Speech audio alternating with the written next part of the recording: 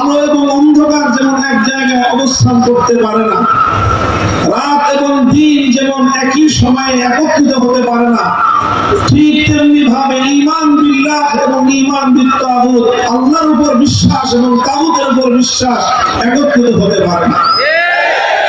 যে ব্যক্তি আল্লাহর উপর ঈমানদার হবে সে তাগুতকে অস্বীকার করবে, যে তাগুতকে বিশ্বাস করবে তার ঈমান আল্লাহর উপর মজবুত এবং ঈমান আল্লাহর উপর গ্রহণযোগ্য হতে পারে না। কোরআন স্পষ্ট বলে দিয়েছে আত্তাবাইয়ানার রুশদু মিনাল গাই, কোনটা সঠিক পথ কোনটা বিভ্রান্তি স্পষ্ট, দিবালোকের ন্যায় স্পষ্ট।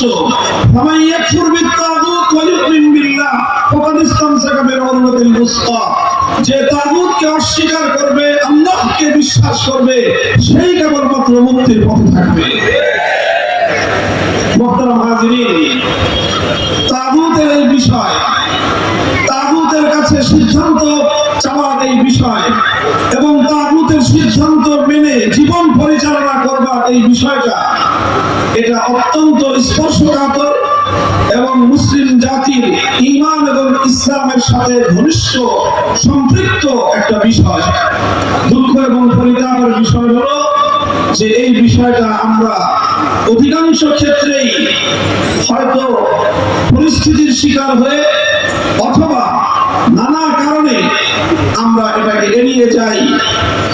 আর আমি বলতে চাই পরিস্থিতি এবং প্রেক্ষাপট যা তৈরি হয়েছে, ঈমান বিল্লাহকে, এক আল্লাহর একত্ববাদ এবং ঈমানকে যেভাবে আমাদের ব্যর্থহীনভাবে জাতির সামনে তুলে ধরার সময় এসেছে, ঠিক তদ্রুপ তাগুতি ব্যবস্থাকে অস্বীকার করা, তাগুতি ব্যবস্থার বিরুদ্ধে চ্যালেঞ্জ ছুড়ে দেওয়ার সময় এসে গিয়েছে।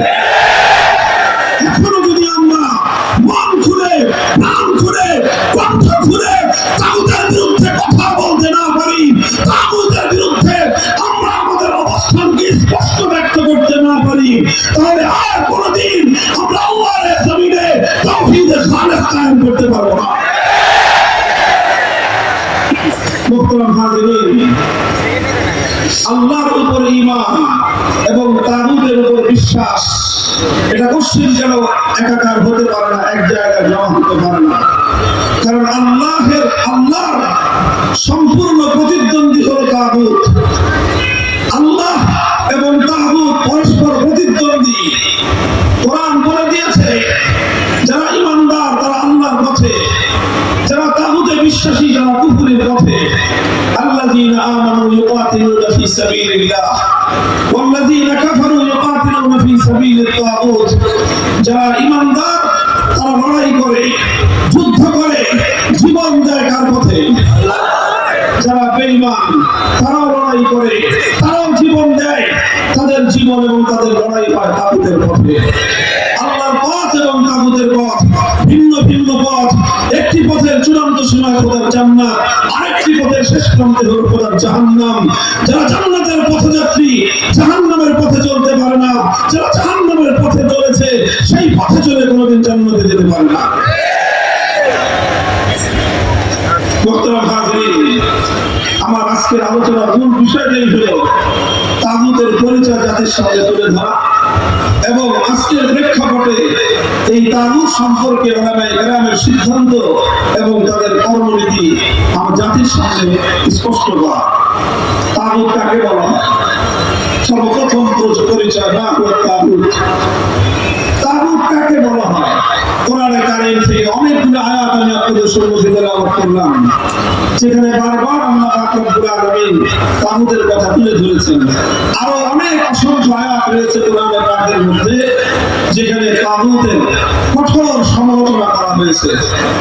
এই জন্য কাদিমান ওয়া হাদিসান, সেই প্রথম যুগ থেকে আজ পর্যন্ত যারা এই পবিত্র কোরআন নিয়ে আলোচনা করেছেন, কোরআনে কারীম তাফসীর করেছেন, লিখেছেন, তারা সকলেই কোরআনে পাকের এই আয়াতগুলো ব্যাখ্যা করতে গিয়ে তাদেরকে তাগুতের পরিচয় তুলে ধরতে হয়েছে, তাগুতের ডেফিনিশন করতে হয়েছে যে তাগুত বলতে কি বোঝায়। তো সকল মুফাসসির করেন, উলামায়ে উম্মতের সকল বক্তব্য যদি একত্রিত করা হয় তাহলে তাগুতের যে পরিচয় আমরা খুব সহজ ভাষায় বুঝতে পারি, সেটা হলো প্রথম বুঝেন, আপনারা কি গায়রুল্লাহ বুঝেন? বলেন তো সকলে পুরো ভাষা বলেন, গায়রুল্লাহ বুঝেন? গায়রুল্লাহ মানে হলো আল্লাহ ছাড়া।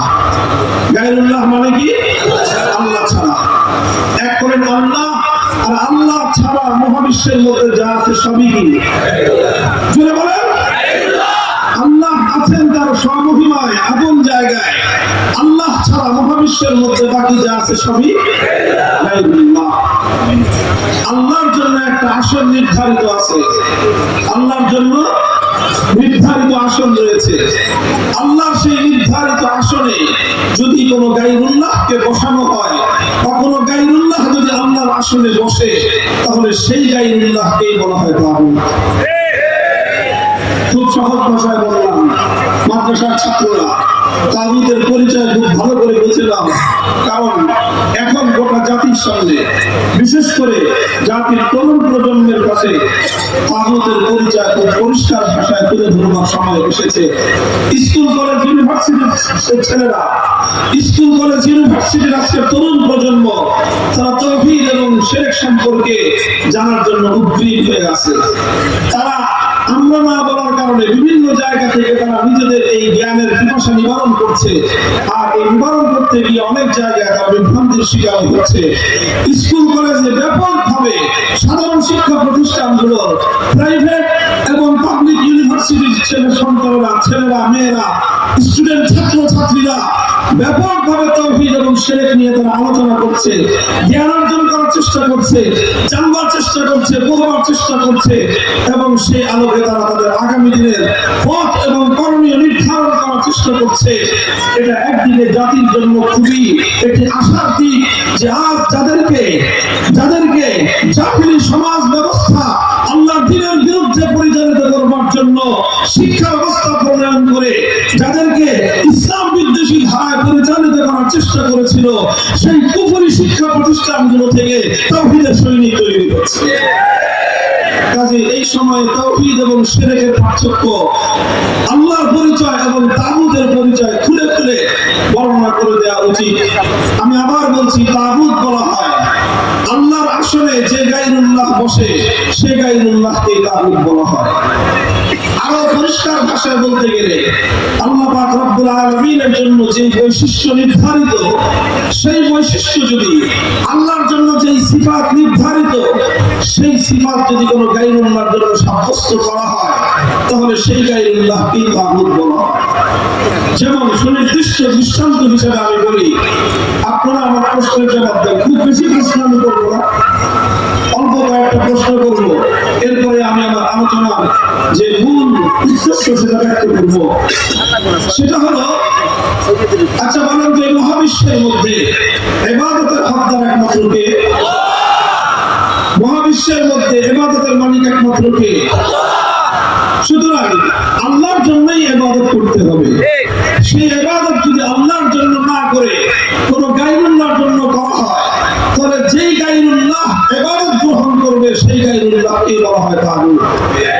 তৎকালীন যুগে মানুষ আল্লাহকে বাদ দিয়ে যে সমস্ত দেব দেবতার পূজা করত, লাত, মানাত, উজ্জা, হুবল, এই জাতীয় মূর্তিগুলোকে কোরআনে পাকের মধ্যে তাগুত বলে আখ্যায়িত করা হয়েছে।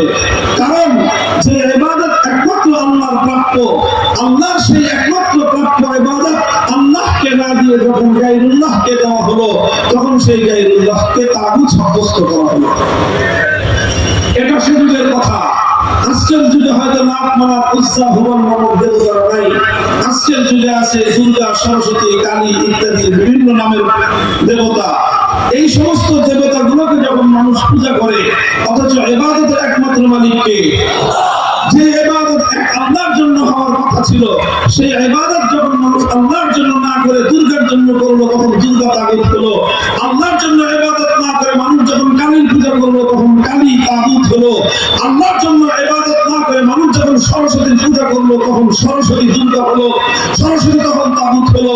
আল্লাহর জন্য যে ইবাদত করার কথা, সেই ইবাদত আল্লাহর জন্য না করে যখন সূর্য অথবা আগুনের জন্য করা হলো, তখন ওই পরিস্থিতিতে, ওই প্রেক্ষাপটে সূর্য এবং আগুন এটা তাগুত হলো।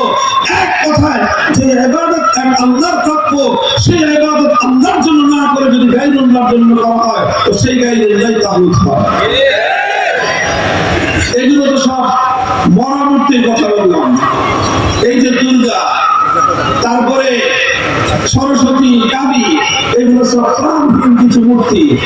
এই প্রাণহীন মূর্তির জায়গায় কোন জীবন্ত মানুষকে বসিয়ে যদি সেই জীবন্ত মানুষের কেউ ইবাদত করে, সেই জীবন্ত মানুষকে যদি কেউ সাজদায় ইবাদত করে, তাহলে সেই জীবন্ত